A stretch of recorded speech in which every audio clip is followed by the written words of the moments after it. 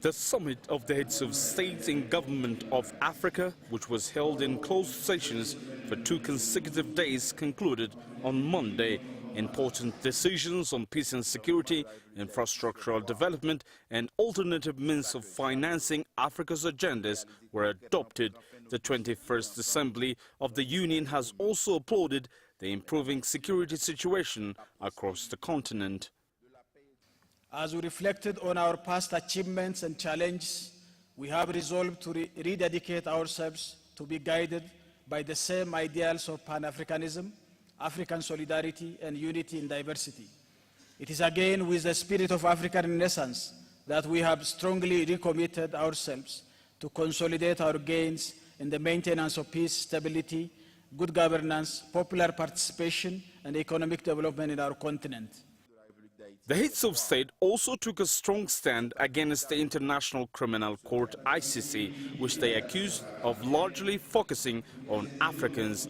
As presented by the government of Uganda and backed by other member states, the agenda of Africa's position against the ICC's current handling of cases involving African heads of state, especially Kenya's President Uhuru Kenyatta, was strongly condemned, with the leaders describing it as clearly race hunting.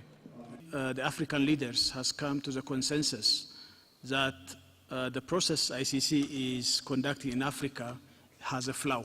Now the process has degenerated into some kind of race hunting rather than an objective of taking care of those crimes and as well as impunities.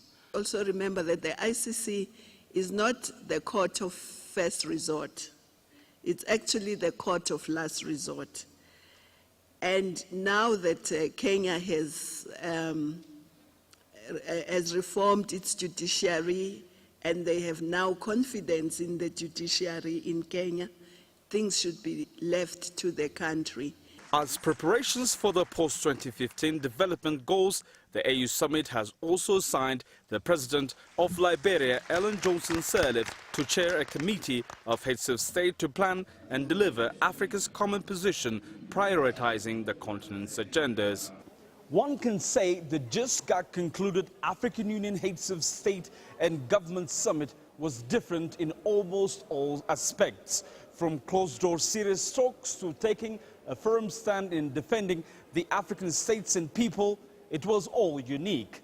Now the question is, could this be the beginning of a new era for Africa, politically and economically integrated in peace with itself and the rest of the world? Time will tell. Girum, Chala, CCTV at the African Union headquarters at Addis Ababa, Ethiopia.